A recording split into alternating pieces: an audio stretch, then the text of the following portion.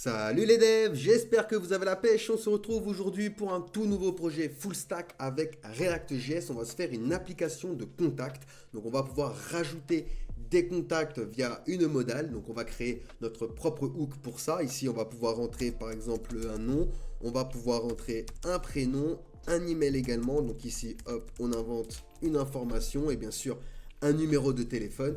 Et on va pouvoir ajouter du coup le contact dans une BDD. On va utiliser React Hostify pour le petit host ici qui va s'afficher lorsqu'on va pouvoir ajouter, modifier ou supprimer un contact, car on va pouvoir également le modifier. Pour ça, on va utiliser la même modale et il va afficher les informations que l'on a envoyées dans la BDD. Pour la BDD, on va utiliser Firebase. On aurait pu utiliser SQLite, MongoDB, mais ici on va utiliser donc Firebase. On va voir comment on peut créer une collection et créer des enregistrements. On va utiliser donc pour la partie front React.js et pour ça on va utiliser le package Vue.js, donc hop ici, qui va nous permettre d'initialiser un projet avec React.js.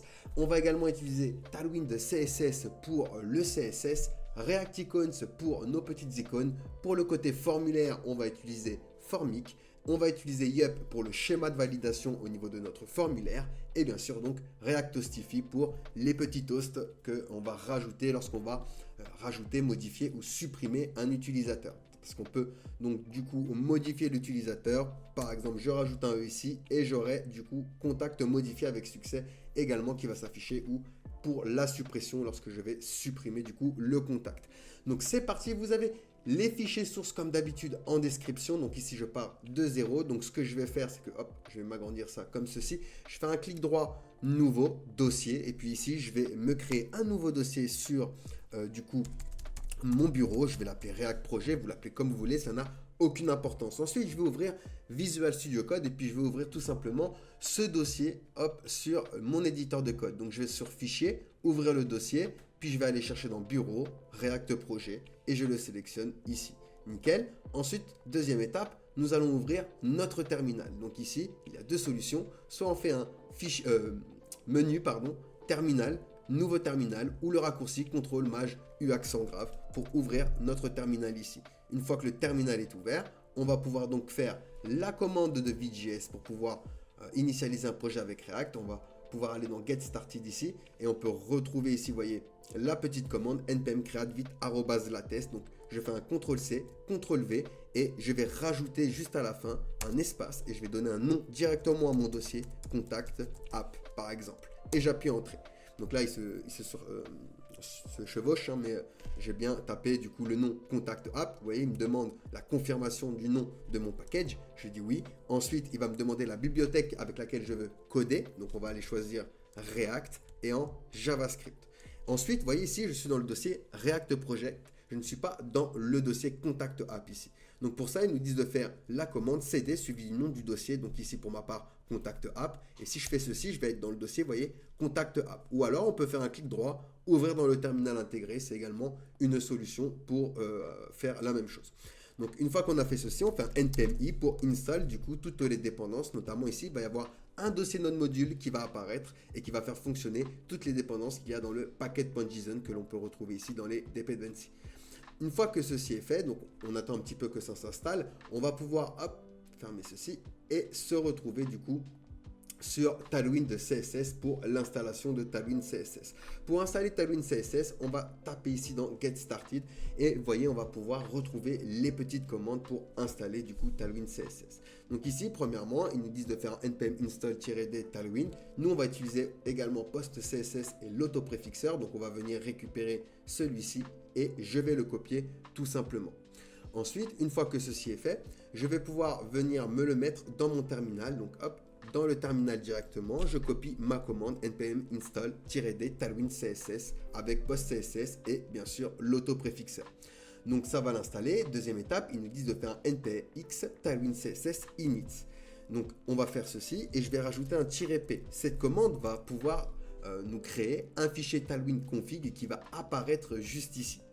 Vous voyez, hop, il est apparu et ici on va faire une petite modification. Vous voyez ici, ils nous disent de faire le content.source, etc. Donc je vais vous expliquer à quoi il correspond. Donc moi, j'en mets un personnalisé qui fait exactement la même chose, mais je préfère le mettre comme ceci. Donc c'est pas moi qui l'ai inventé, mais je veux dire que je préfère le mettre comme ceci. Donc ici, ça veut dire que tu vas accepter dans tous les dossiers, dans le dossier source, tous les dossiers, tous les fichiers qui ont l'extension HTML, JS, JSX, TS pour TypeScript et TSX qui est l'équivalent de JSX pour TypeScript. Une fois que ceci est fait, on vient en bas et ils nous disent d'importer Base, Component et Utility. Donc pour ça, on va pouvoir les importer également. Donc je vais me rendre dans le dossier source, je vais aller dans le app.css, on va se réduire le terminal. Ici, je vais faire un CTRL A et je vais tout effacer, je vais coller du coup mon import. Alors hop, hop et hop. Donc on va venir import Tailwind CSS Base, Component et bien sûr Utility. Une fois que ceci est fait, eh ben on a du coup installé Tailwind avec notre projet. C'est bon, on peut du coup utiliser Tailwind CSS. Ici, on va fermer ceci et pour finir, on va venir installer toutes les dépendances dont on a besoin. npm install, donc on va install Yup, React Icons, Firebase. Donc ça c'est pour la BDD. Yup, je rappelle, c'est pour le schéma de validation de notre formulaire. On va également utiliser Formic, donc Formic, hop, pour les formulaires. React Toastify, donc vous voyez, on peut retrouver également la petite commande ici, mais ici, on va le mettre à la suite. React Toastify. Donc ça, c'est pour nos toasts. Donc ça, on va l'installer. Hop, on va simplement garder React Icons de côté pour la recherche de nos icônes. Et on installe du coup toutes ces dépendances avec notre projet.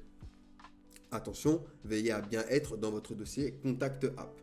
Une fois que ceci est fait, je vais aller dans le app.jsx. Donc là, je vais me le réduire un peu et je vais effacer tout ça, ceci et tout ce qui est entre les React Fragments. Hop, voilà, nickel.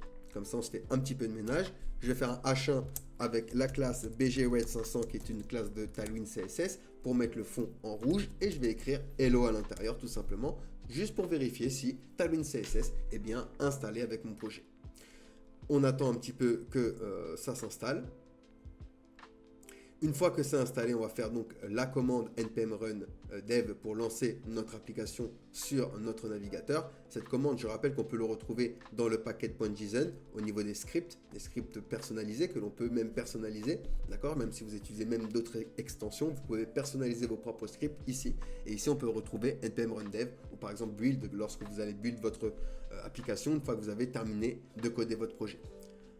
Donc maintenant, npm run dev pour lancer l'application, il va me donner un lien. Je vais rester appuyé sur CTRL et je vais cliquer tout simplement sur le lien. Et ça va m'ouvrir du coup mon application avec mon H1 et son fond rouge. Donc Tailwind CSS est bien installé dans mon projet.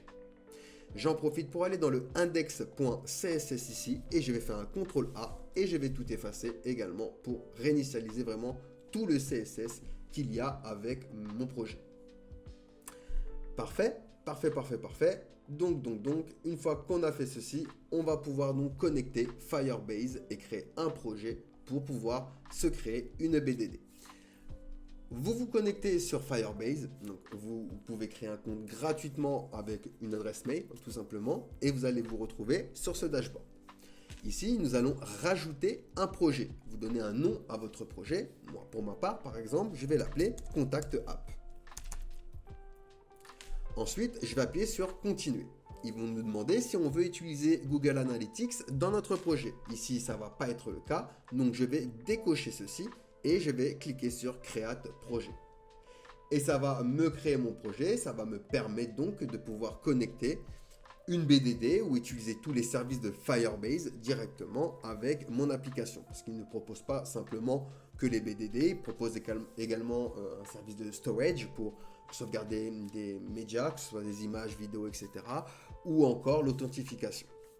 Donc ici, on va cliquer sur Continuer et on va se retrouver sur le dashboard cette fois-ci de notre projet. De là, je vais cliquer sur Web ici et on va créer une application. Donc ici, je vais lui donner le même nom, Contact App, et je vais enregistrer mon application. Il va me donner un code. D'accord? Ici, il va déjà nous dire d'installer Firebase, mais ça, on l'a fait déjà au préalable avec le npm install Firebase. Mais il va nous donner surtout un code ici. Donc ça, je vais le copier. Et je vais tout simplement venir me créer à la source de mon projet un dossier que je vais appeler du coup config. À l'intérieur, un fichier que je vais appeler firebase.js. et je vais tout simplement, alors ça, je vais le réduire, et je vais tout simplement coller le code qu'ils m'ont donné. Ici, on peut effacer tout ce qui est commentaire. Hop, et au niveau de la const app, je vais venir l'export, donc l'exporter. Ensuite, on va récupérer une fonction, donc import, c'est get Firestore from, donc c'est Firebase / Firestore. Et ça va nous permettre de communiquer avec une BDD avec Firebase. Donc pour ça, je vais venir export une variable que je vais appeler db par exemple, est égal à get Firestore. Et je vais lui donner un argument, la variable app. Donc ici, on fait quelque chose de fictif, mais si vous voulez sécuriser ici les informations, n'hésitez pas à faire un fichier .env pour les variables d'environnement. Donc ça, hop, on va se fermer tout ça. Tac, tac, tac. Nickel. Donc ici, on va pouvoir venir maintenant continuer dans la console. Une fois qu'on a fait ceci, nous allons pouvoir cliquer dans Build. Et on va cliquer sur Firestore Database pour créer une base de données. Donc on clique ici sur Create Database. Il va nous demander la localisation de la base de données. Donc moi je suis en Europe, donc on va bien choisir Europe et j'appuie sur Next. Il nous demande maintenant si on veut créer une base de données en mode production ou en mode test. Attention, vous pouvez le mettre en mode production, ça il n'y a pas de souci, mais il va y avoir une petite particularité au niveau des règles. Ici, vous voyez, j'ai un hello, read, write, if, false, c'est-à-dire que je ne peux pas lire ni écrire dans ma base de données. Bien sûr, ces règles, on peut les changer, mais attention, si vous êtes en mode production, il faut veiller à que les règles que vous mettez soient sécurisées, qu'il n'y ait pas n'importe qui puisse envoyer des données dans votre BDD. Ici, on est en mode fictif, donc on va aller en mode test. Et vous voyez ici, j'ai un hello, read, write, if et un timestamp, donc une date dans laquelle je vais pouvoir lire et écrire dans cette base de données. À la fin, si je dépasse cette date, ma base de données ne sera plus en mesure d'être lue ni d'être écrite. Donc maintenant, j'appuie sur Create et ça va me créer ma base de données. Donc ici, on va pouvoir se créer, par exemple, alors on va se l'agrandir, hein. Hop, ça, on va pouvoir se le fermer. On a bien configuré du coup Firebase. On va venir ici. Alors, oups, je crois que j'ai cliqué sur le côté. Donc, je crois qu'il n'a pas pris en compte la création ou pas. Si, il a fini. Ok, nickel. Et je vais pouvoir donc me créer une collection. Cette collection, je vais l'appeler par exemple Contact. J'appuie sur Next, il va me demander de mettre un enregistrement. Donc par exemple, on va lui dire qu'on veut un auto-ID qui mette des ID automatiquement. Et on va dire qu'il y aura 4 champs. Donc on aura le champ Name, le champ First Name, le champ Email et le champ Phone. Donc tous deux de type string, mais on peut changer le type si on veut. Par exemple, number, boolean, map, array, null, timestamp et géopoint, etc. Donc on peut mettre pas mal de choses, ok. Là on va les laisser en mode string. Et on va mettre par exemple un enregistrement par défaut. Hop, donc par exemple, on va donner un nom, Sanchez par exemple, Enzo, un email, hop, et un numéro de téléphone. Et je sauvegarde. Donc là, j'ai bien créé une collection qui s'appelle Contact avec un enregistrement qui a cet ID et à l'intérieur, je retrouve quoi? Email, first name. Alors, oups, je me suis trompé au niveau du first, j'ai mis first name. Alors, hop, on va recommencer. Donc, on va add, vous voyez, hop, on peut rajouter ici, vous voyez, avec add document des enregistrements, un auto ID, donc hop, hop, et hop. Donc on a dit name, first name, email et phone. Donc ici, on met un numéro, un email, un prénom et un nom. Hop, et donc je sauvegarde. Donc voilà, là j'ai bien mon enregistrement. J'en crée un deuxième. Donc pareil, hein, on aura donc le name, first name, email et le phone. Donc là, on peut inventer. On va l'appeler clara@gmail.com. Clara. Hop. Donc là, on a 2 enregistrements dans notre BDD. Et à chaque fois que l'on va rajouter à partir de notre application, ça va nous rajouter ici, donc, un enregistrement avec un ID aléatoire, d'accord, qui va lui donner automatiquement. Et à l'intérieur, on retrouvera donc l'email, le first name, le name et le numéro de téléphone. Donc là, on en a 2 et on va pouvoir utiliser cela déjà pour commencer à coder notre application. Donc on vient ici, ok, nickel, hop, et dans le A.jsx, on va pouvoir venir effacer le H1. Donc dans le A.jsx, on va commencer par importer tout ce qu'on a besoin. Donc ici, je vais venir faire un import et on va avoir besoin de 2 hooks, use states pour gérer le state et use effect pour gérer les effets de bord. Donc ça vient de la bibliothèque de React. Ensuite, je vais venir import des fonctionnalités de Firebase. Donc c'est collection pour accéder à la collection et on snapshot pour pouvoir du coup accéder au contenu de ma collection. Donc ça vient de from Firebase/Firestore. Hop et hop, nickel. Ensuite, je vais import également db. Vous savez, la variable que l'on a exportée dans notre fichier config ici. Hop, donc pour pouvoir connecter ma db avec mes commandes. Donc from, et ici je vais aller chercher dans config et on va aller chercher donc Firebase. Ensuite, vous pouvez retrouver dans les fichiers sources les images que je vais utiliser, illustration et logo. Donc là, je les récupère. Hop. Donc ça aussi, on va en profiter, on va venir se les importer. Donc import, logo, from, et je vais aller chercher donc dans asset, logo. Nickel. Je vais aller chercher également des icônes. Ici, on va taper search et on va aller chercher l'icône ici, CI search. Hop, je le prends et je le colle ici. Je vais également récupérer une icône plus. Donc ici, par exemple, on va récupérer celle-ci. Hop, par contre, hop, nickel. On le récupère et on le colle. Vu qu'ils viennent de la même bibliothèque, vous voyez CI ici, je peux récupérer juste le nom et le mettre à la suite. Hop, comme ça, ça évite de mettre trop de lignes. Parfait, nickel. Hop, on peut revenir sur notre application et on va pouvoir maintenant coder notre interface. Donc pour ça, je vais venir ici et me faire une div qui aura la classe mxauto pour mettre de la margine auto à gauche et à droite. Donc ça fait partie des classes de Tailwind CSS. Ensuite, je vais lui rajouter une max width personnalisée. Donc avec Tailwind, on peut mettre des valeurs personnalisées. Pour ça, on va venir mettre des crochets et par exemple, je vais mettre 500 pixels. Et ici, je vais faire un px4 pour mettre du padding à gauche et à droite de puissance 4, donc avec Tailwind CSS.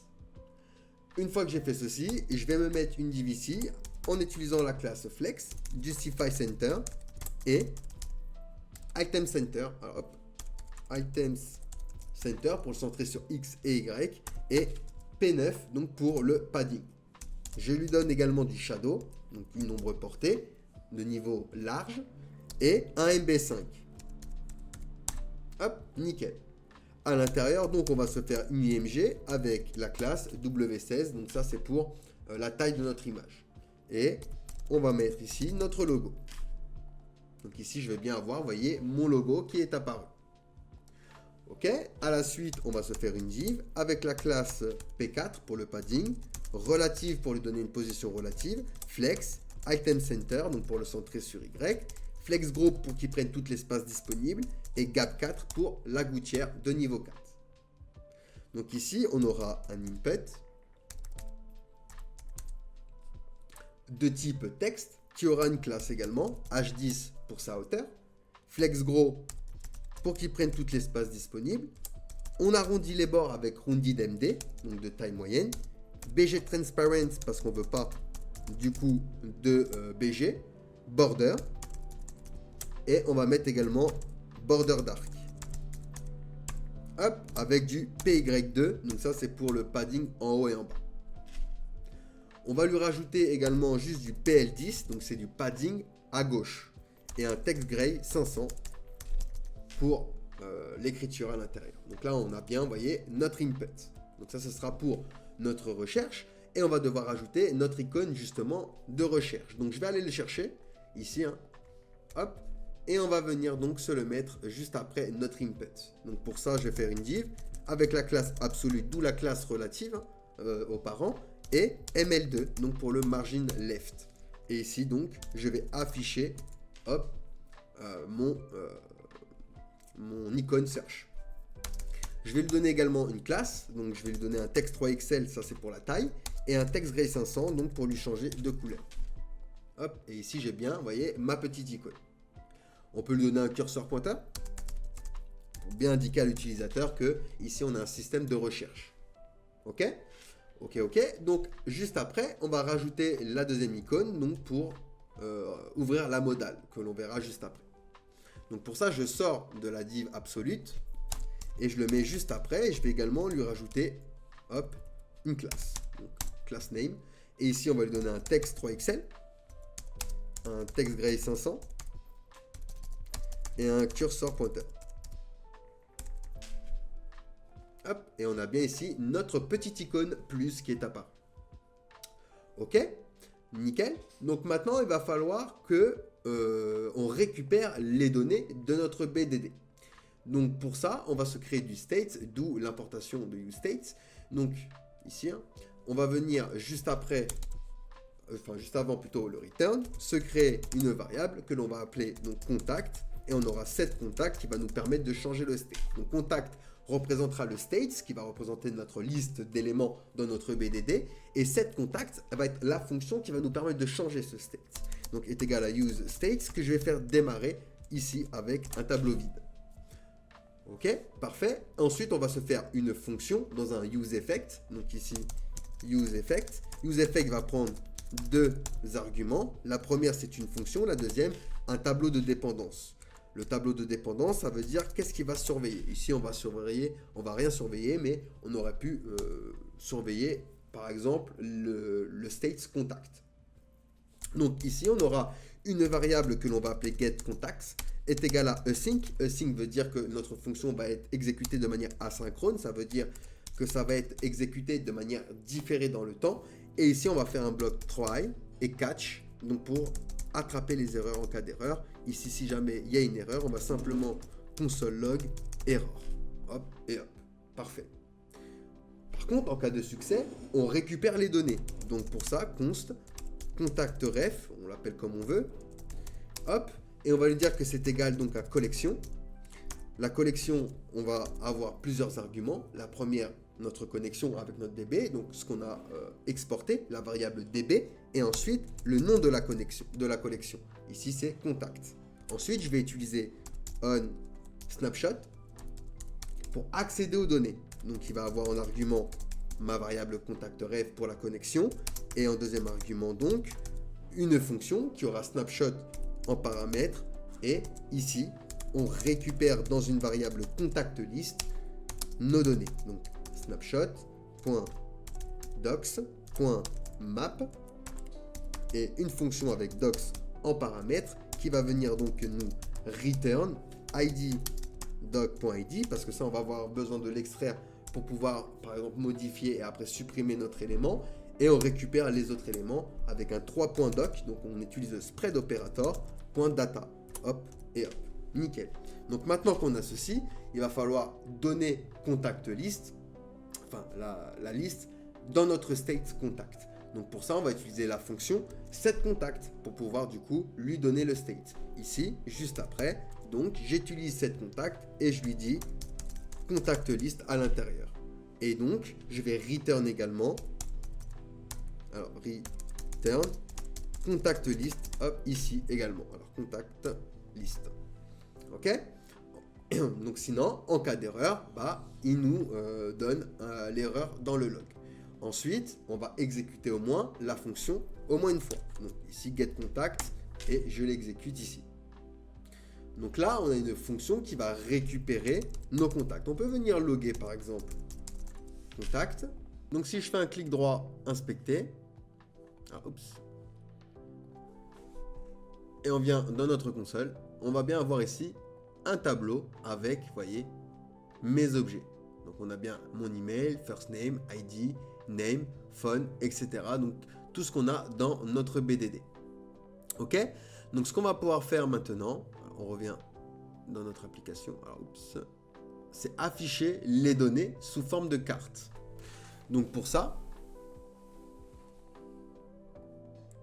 on va venir à la suite du coup de notre return JSX et on va utiliser la méthode map pour return des cartes. Donc on y va, je fais une div et ici on va faire un contact.length. On lui demande si il est inférieur ou égal à 0. Hop. Donc si c'est le cas, on va return, alors on va dans source, on va se créer des composants, component. Donc ici on aura un node.jsx, un contenu si il n'y a rien dans notre BDD, aussi dans la recherche, il n'y a aucun contact qui correspond à notre recherche, et card.jsx qui va correspondre à notre élément de carte. Donc ça, hop, on peut même venir faire un RFC à l'intérieur. Donc ça c'est grâce à l'extension. Si jamais vous n'avez pas cette extension, vous allez dans extension ici et vous cherchez l'extension ES7, hop, React Redux, React Snippet, d'accord, et ça vous permet de faire ces petits raccourcis clavier. Donc ici pareil, je fais un RFC. Comme ça, on a bien nos deux composants. Je peux revenir ici. OK. Donc, si c'est true, on renvoie note. Sinon, donc ici, hop, 2 points. Sinon, on va venir renvoyer l'élément carte. Donc, pour ça, on va faire contact.map. Donc, on map à l'intérieur de nos données. Une fonction qui aura contact donc en paramètres et qui va venir nous return nos cartes. Et à nos cartes, on va lui placer une key parce qu'on utilise du coup la méthode map. Donc c'est important de placer une key, d'où l'ID. Donc ici, on va récupérer contact.id. Et on lui place le state contact à l'intérieur, donc qui correspond à notre tableau. Ok? Donc là, on a utilisé la méthode map pour itérer à travers nos données. Note s'affichera seulement si aucune donnée correspond du coup à nos éléments. Donc là on voit rien parce qu'il va falloir importer nos composants from. On va aller chercher dans component, ici c'est note, et import, oups, je vais mettre ça à la suite, import card from component et card. Hop, et on a bien ici récupéré du coup nos éléments. Ok, parfait. Donc ce qu'on va faire, c'est que l'on va maintenant coder le note. On va coder le note. Si jamais, alors, ce qu'on va faire,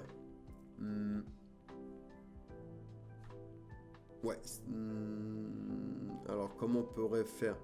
Je suis en train de réfléchir pour voir comment on pourrait faire. Bon, c'est pas, on va le faire quand même. On va venir dans le note. On va simplement import notre image. Donc from. Je vais aller chercher dans Asset et je vais aller chercher donc l'illustration.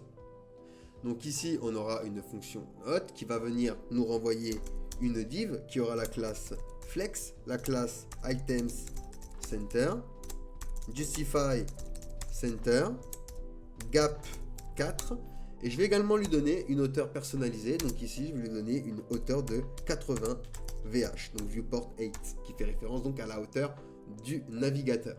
Ensuite, à l'intérieur, je vais me créer une div et une IMG. Dans l'IMG, au niveau de la source, donc, on va mettre notre image. Hop, le alt, je ne le remplis pas, mais si vous faites un projet réel, il faut le remplir. Le texte alternatif, c'est important pour le référencement SEO, pour ceux qui ont besoin de liseuse d'écran. Ici, bon, non, on peut mettre image, illustration, par exemple. Hop, nickel. Et bien sûr, on n'oublie pas, je vais lui donner une petite width ici, par exemple de 250 pixels. Ok. Et ensuite un H3 avec la classe texte de XL, font semi-bold, texte dark, text center pour le centrer et MY2 pour le margin en haut et en bas. Et je vais mettre ici aucun contact. Nickel. Donc s'il n'y a pas de contact, on aura cet élément-là qui va apparaître donc avec notre image illustration et notre H3.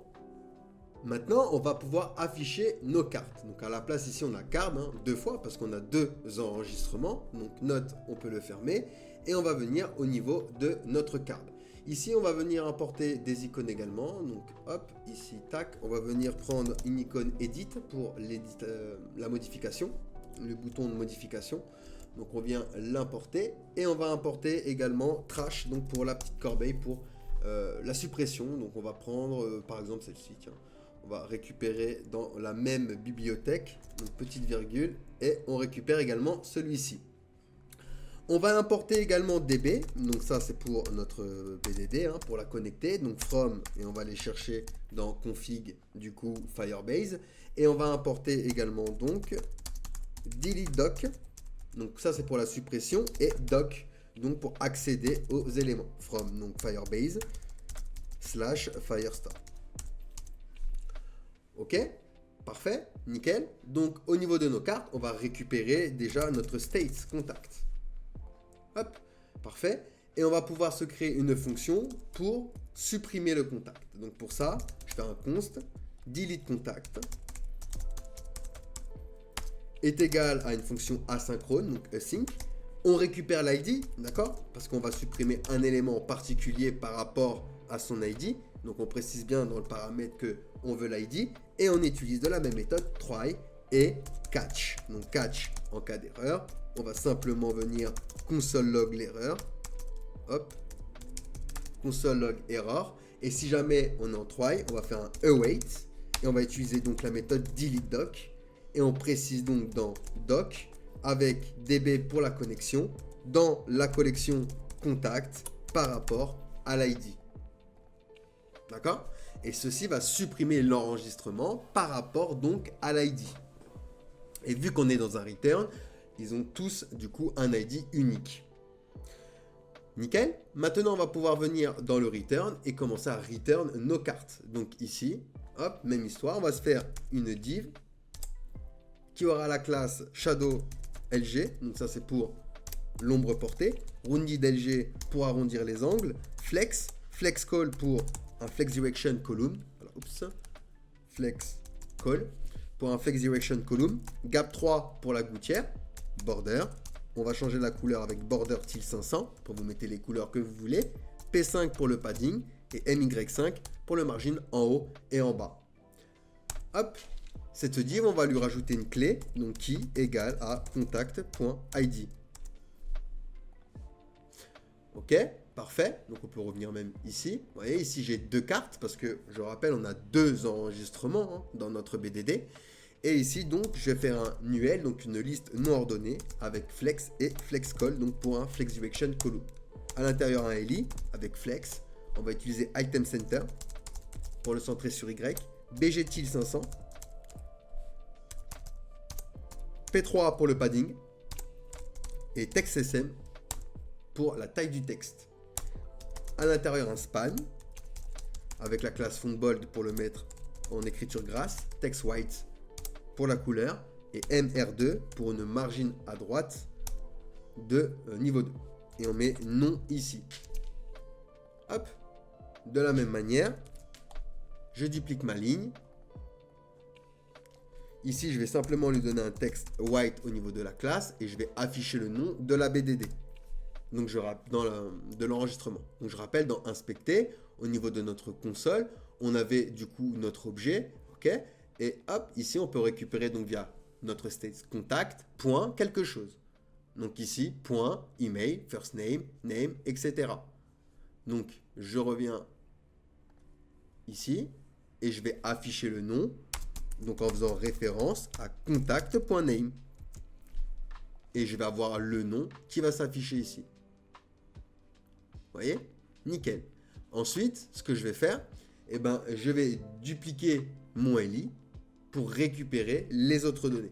Donc Alt Shift flèche du bas, je duplique. On aura donc prénom et ici on va faire référence à first name. On aura également email et phone. Donc ici, on peut mettre email. Et ici, téléphone. Et pour un petit style, on peut juste modifier cela avec un style un peu plus foncé. Et ici, j'ai bien récupéré à chaque fois, vous voyez, le first name. Alors, il n'y avait pas de majuscule, il me semble, à first name, c'est pour ça qu'il ne le trouve pas. Hop, il me semble. Alors non. C'est bien... Ah oui, pardon, c'est moi, j'ai oublié le R. Et voilà, on a bien récupéré également le prénom. Donc là, j'ai bien récupéré les données de ma BDD à travers des cartes. Et à chaque fois que je vais rajouter, je vais avoir une petite carte comme ceci. Donc maintenant, juste après le UL, on va se faire une petite div avec la classe Flex, Item Center, pour le centrer sur Y, Gap 5. Donc ça va être pour nos boutons. Et P4 pour le padding. Et je vais aller chercher du coup mes deux icônes. Donc Edit et Trash. Donc ça, on le récupère. Hop.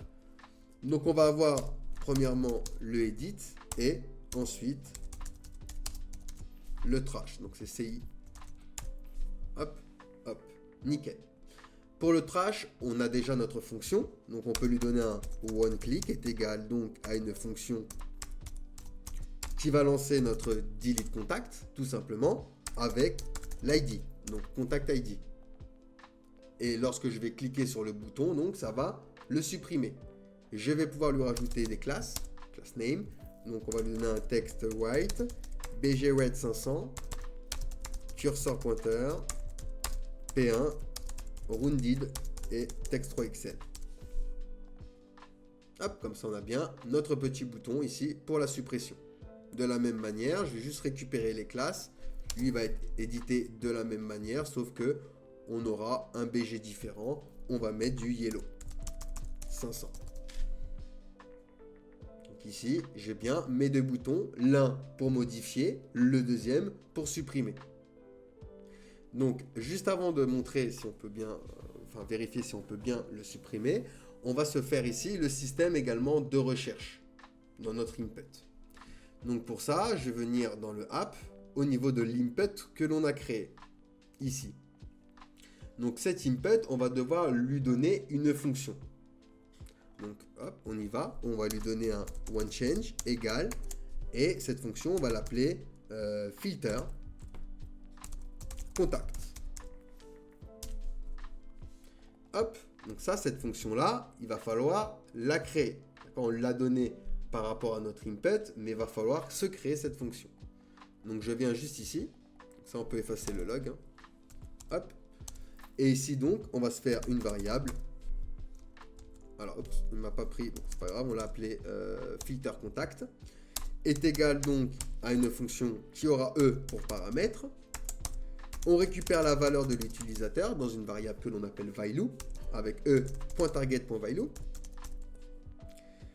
Et même histoire que pour le get, on va venir donc se créer une référence, accéder à notre DB.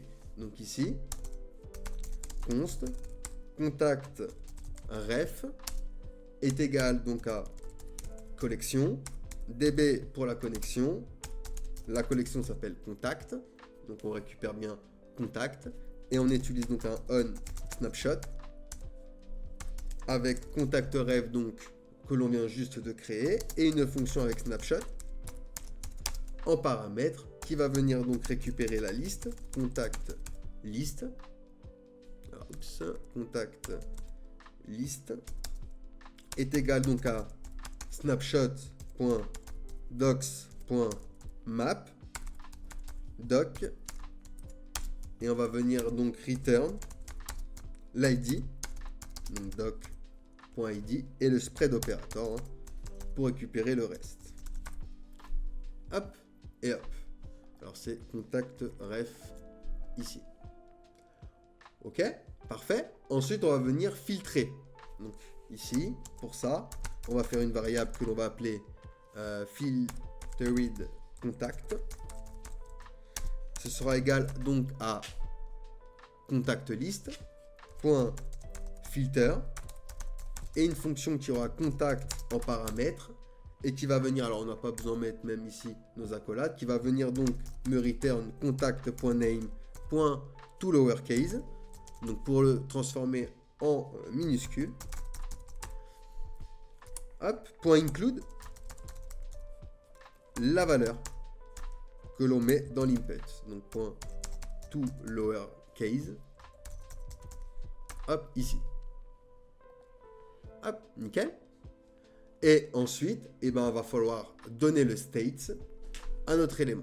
Donc ici, je vais utiliser cette contact en lui donnant du coup notre variable filterWidth contact et je return également filterWidth contact. Donc maintenant, je refresh et je vais pouvoir faire de la recherche dans mon élément. Vous voyez, hop, ici, aucun contact. Hop, ici, je vais pouvoir rechercher mes éléments par rapport au name.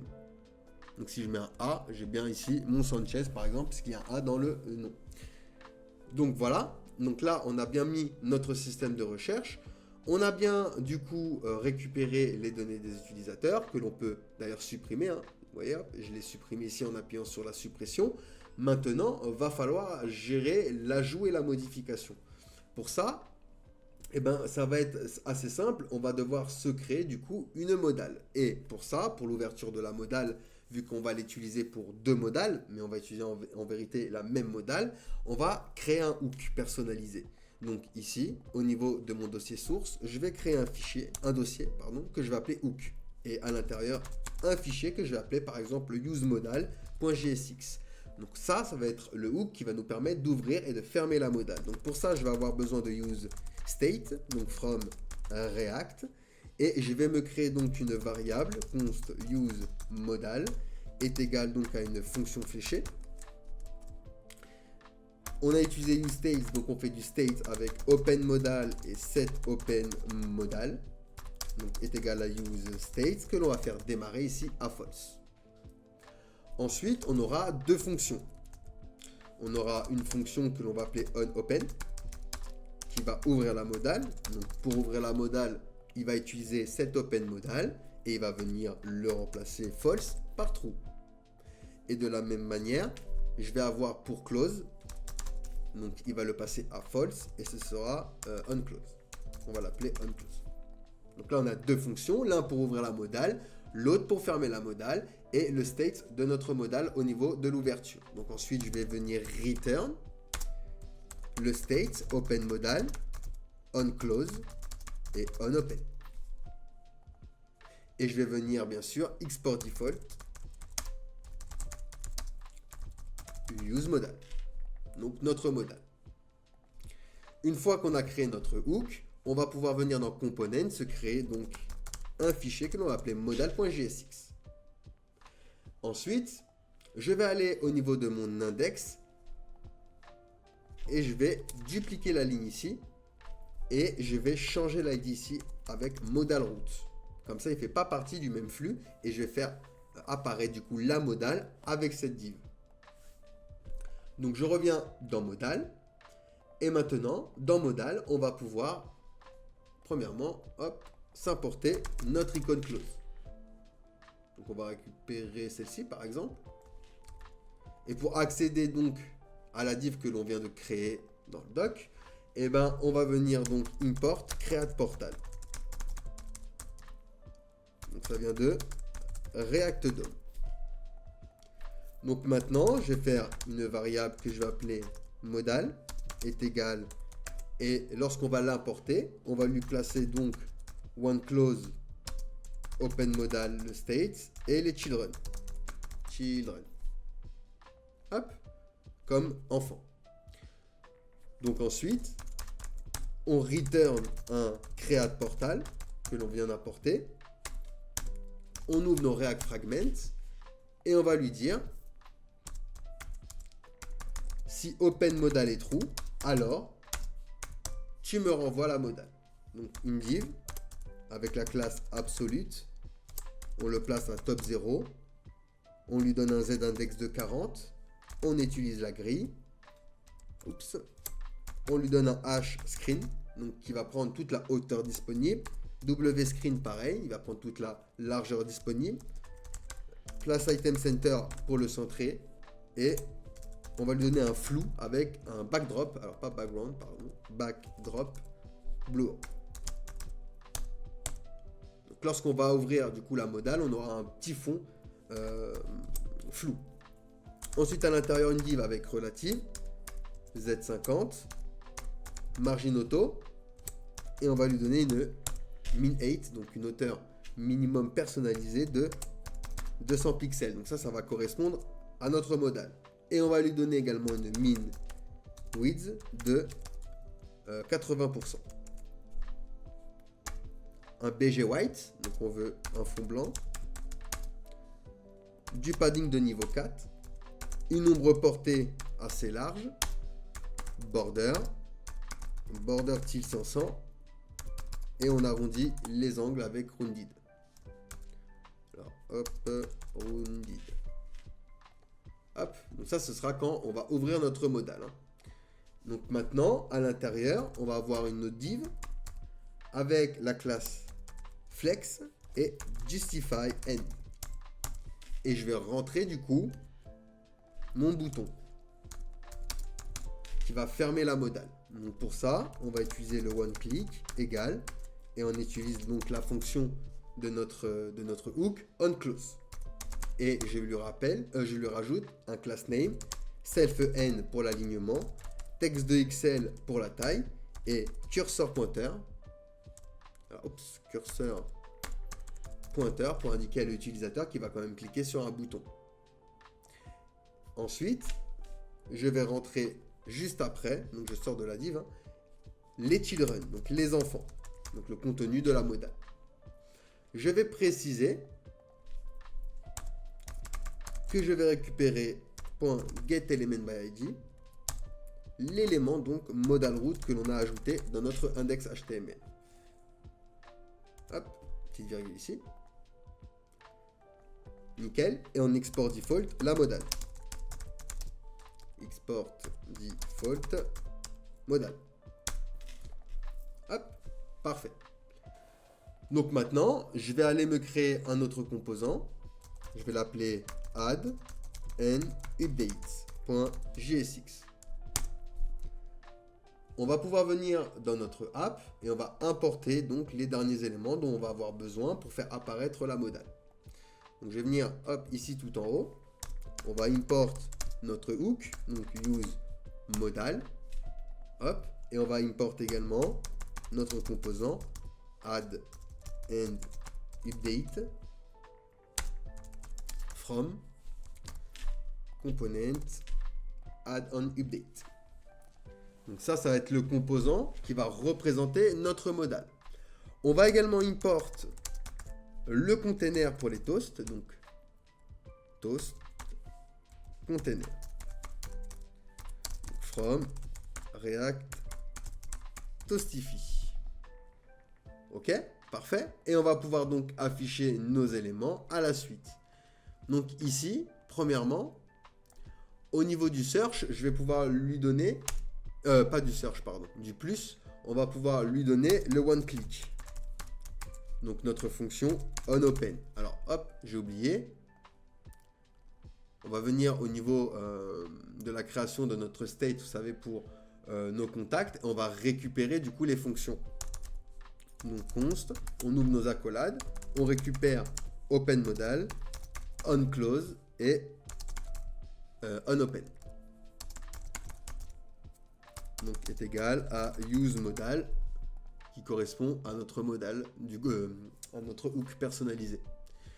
Donc maintenant, ici, on a donné à notre bouton plus l'ouverture, donc la fonction d'ouverture de notre modal. Ensuite, ici, je vais afficher le container du toast. Donc ici, toast container. Donc ici, on va simplement lui donner une position. Et dans la position, on peut préciser, par exemple, cette position, nickel, bottom center. On veut qu'il soit en bas au centre. Et on va donc mettre notre composant add on update et lui placer du coup nos fonctions. Donc, open modal. Donc on lui place notre state. Et la fonction onClose. onClose. onClose. Hop. Et hop. Nickel. Donc on lui place notre state et on va pouvoir utiliser du coup ces fonctions par rapport à notre modal. Donc on peut venir dans le add on update et on va commencer ici par importer du coup notre modal. Donc import modal from modal. On va import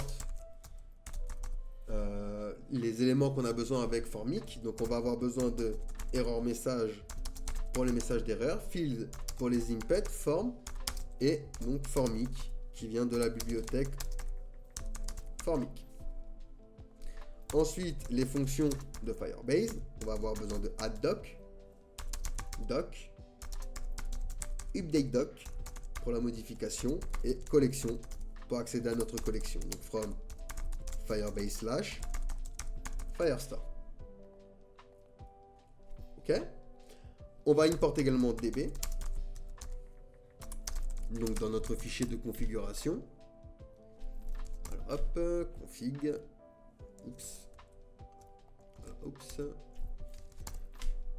Config. Et on récupère donc Firebase. Les toasts. Donc toast. From React Toastify. Et on va import également le CSS de React Toastify. Donc React Toastify / alors oui, pardon, on les met plus comme ceci. Ok, / alors distance / on va aller chercher dans React Toastify.css. Nickel. Et import tous les éléments as yup from yup. Donc ça c'est pour le schéma de validation. Ok. Ce schéma de validation, on va se le créer. Contact schéma validation est égal donc à yup.object.shape et on aura donc un champ name qui sera de type string. Donc on fait un yup.string qui sera requis, donc .required, et si jamais il essaye de l'envoyer sans le remplir, on envoie donc le message non requis. Ça je le duplique. On va avoir également pour first name, donc ici ce sera prénom requis. On aura phone, donc ici on va dire téléphone requis, et on aura donc l'email, ici on va dire email requis. Par contre l'email, on va rajouter .email et on va préciser email invalide si jamais il est du mauvais format. Donc ça évite d'utiliser du regex personnel. Sous le capot, Yup va vérifier la chaîne de caractères par rapport à l'email, et s'il ne correspond pas à un format d'email valide, il va le bloquer comme ceci. Nickel, parfait. Ensuite, donc, on fait une variable add on update. On va récupérer, alors, oups, ici, open modal, on close, is update et contact. Hop et hop. Donc ça va être notre fonction, et on a récupéré donc les props, donc le states, contact, open modal, on close et is update pour savoir si on est en modification ou pas. Donc là on va créer une fonction pour rajouter un utilisateur. Donc on va l'appeler add contact. Ce sera une fonction asynchrone qui aura contact en paramètre, et on va enfermer donc avec un try et un catch comme d'habitude. Donc en catch, on console log error. Hop. Et si jamais j'ai un try, et ben on fait une variable contact ref est égal donc à collection db contact. Hop et hop. Ensuite, on va faire un await, add doc, contact ref.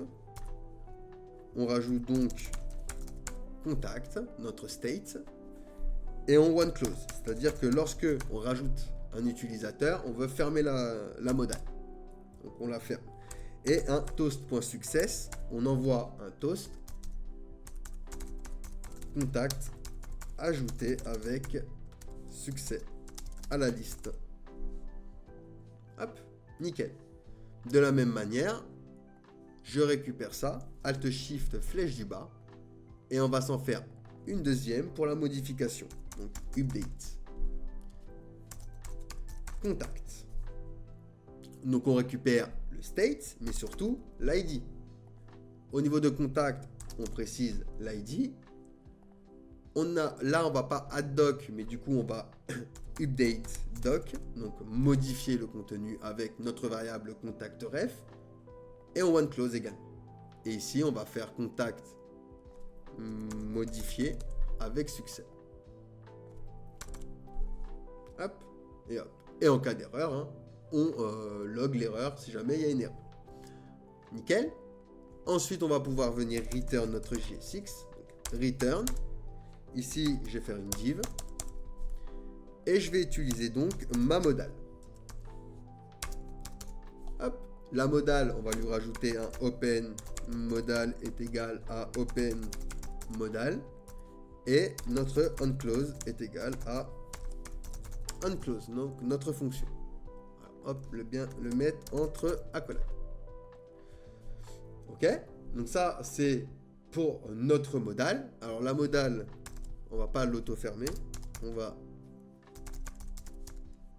tac et tac. Ça va être notre élément qui va englober. Hop, donc notre modal. À l'intérieur de notre modal, on va donc récupérer du coup le formulaire formic. Alors juste un clic droit inspecter. Provider. Ah oui, c'est vrai, pardon, c'est parce que tac, j'ai pas fait un export default de ceci. Donc du coup, il ne trouve pas le composant.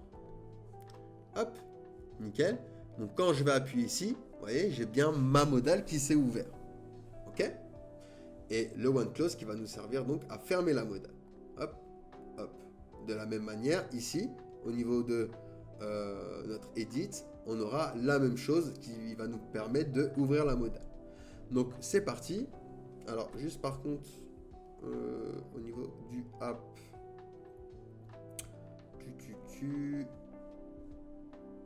je vérifie juste quelque chose. Oui, c'est bon.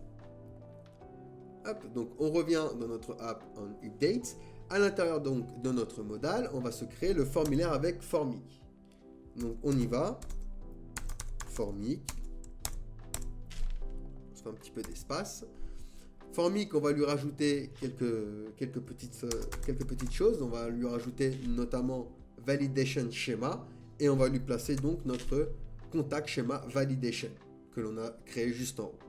Donc là, comme ça, on a déjà initialisé notre validation. Donc ici, on va juste se faire un peu de place. Donc, tac et tac, nickel. Et ici donc, on va lui donner des valeurs initiales. Donc on va utiliser initial value. On va lui dire is update. Donc est-ce qu'il est en train de modifier? Si c'est le cas, alors name, on va récupérer contact name pour l'afficher dans l'impet. Et de la même manière, on va faire la même chose avec first name. Alors hop, email et fun. Email et fun. Hop, sinon, donc ici, sinon, eh ben, il n'est pas en train de modifier, on est en train d'ajouter. Donc du coup, on veut simplement une chaîne de caractères vide. Hop, hop, en valeur initiale. Et hop. Alors, hop, et hop. Nickel. Ensuite, on va pouvoir lui rajouter un onSubmit. Donc onSubmit, lorsqu'on va le soumettre, on aura une fonction avec Vailou. Cette fonction va loguer par exemple Vailou. Comme ça, on va le voir également dans notre log. Et on va lui dire isUpdate. Est-ce qu'on est en train de modifier? Si c'est le cas, on va balancer updateContact, notre fonction, avec Vailou. Et avec contact.id, puisqu'on est en train de modifier, donc il faut modifier par rapport à l'ID. Sinon, on add contact. On rajoute donc le contact. Donc on est en train d'ajouter un contact. On n'est pas en train de modifier le contact. Donc on fait un add contact, Vailou. Ensuite, on va pouvoir donc à l'intérieur de notre formic, voilà, ça, se créer notre formulaire. Donc pour ça, on va avoir besoin de forme. Tac. Forme, on va lui donner une classe. On va donner la classe flex et flexCall avec de la gap. On va donner une gap à 2. FlexCall avec le petit tiret. Et à l'intérieur, donc, on aura une div avec pareil la classe flex, flexCall et gap 1. Donc on aura un label avec texte gray 700. Donc for name. Et ici on aura du coup nom. Pour l'input, ce sera donc le feed. Hop. À qui on va rajouter également une classe. Donc class name. Ici on aura donc la classe border h10. Border till 500, rounded et P4. Et on va lui rajouter également un name pour le lier à notre label avec name. Donc la même valeur, hop, name. Si jamais il y a une erreur, alors on envoie une div avec la classe textSM et textRed 500. Et on envoie donc notre message d'erreur. Donc erreur message.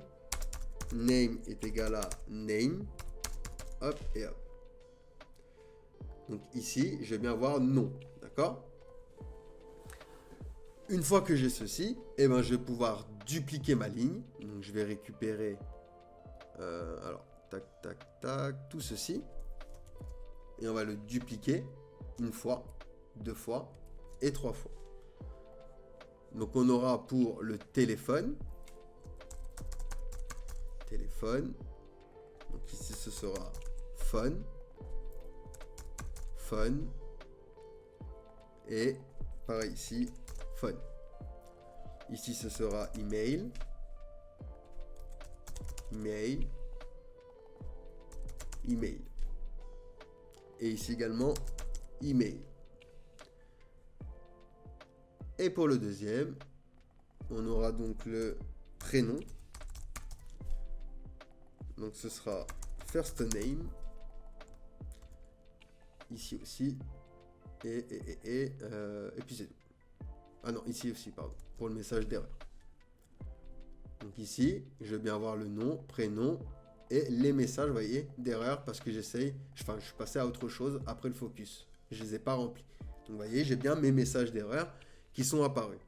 Ok? Il nous faut notre bouton d'envoi. Donc ce bouton d'envoi, on va se le mettre juste après notre petite div button de type submit. Donc on peut faire un 2.submit et rajouter des classes dgtil500,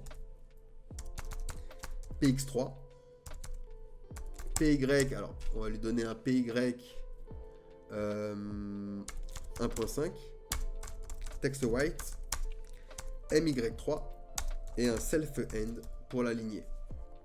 À l'intérieur, on va mettre contact. Et pour jouer sur modifier ou ajouter, on va lui dire ici isUpdate. Si c'est le cas, modifiez-le. Sinon, ajoutez un. Donc là, j'ai bien ajouté un contact puisque je suis en train d'ajouter un contact. D'accord, je ne suis pas en train de le modifier. Donc maintenant, ce qu'on va devoir faire, c'est au niveau de nos cartes, on va devoir également rajouter notre add on update. Donc, hop, je vais aller dans ma carte et on va venir import. Alors, on va venir import add and update from. Hop, et on vient chercher notre fichier et notre useModal. useModal, donc from, et ça vient de notre dossier hook avec useModal. Donc pareil, on va venir ici récupérer const open modal unclose et unopen est égal à useModal, hop, pour utiliser du coup notre fonction. Ensuite, on va pouvoir aller dans notre icône edit, lui rajouter du coup la fonction onOpen. Donc, clic est égal à onOpen pour ouvrir du coup notre modal. De là, on va pouvoir rajouter. Donc, ce qu'on va faire, on va récupérer tout ça. Je vais utiliser les React Fragments pour pouvoir hop, retourner plusieurs éléments sans que ça crée de div supplémentaires. Et on va donner un add-on update à qui on va lui donner du coup un contact, donc notre state, contact, is update, donc c'est pour dire qu'on est en train de modifier, open modal, donc notre state open modal et notre fonction unclose, donc unclose. Hop, donc ici, si j'appuie, je vais bien avoir la même modal, le même formulaire avec les données, vous voyez, que je vais pouvoir modifier et envoyer à ma BDD. D'accord? Donc là, on peut récupérer, vous voyez, avec le même formulaire, les éléments. Hop, ou je peux en ajouter ici, vous voyez, et au niveau de notre bouton, modifier, ajouter. Et on va pouvoir également aussi supprimer notre élément. Et voilà, on a bien notre élément note qui apparaît lorsqu'on n'a pas de contact, qui est affiché du coup dans notre application.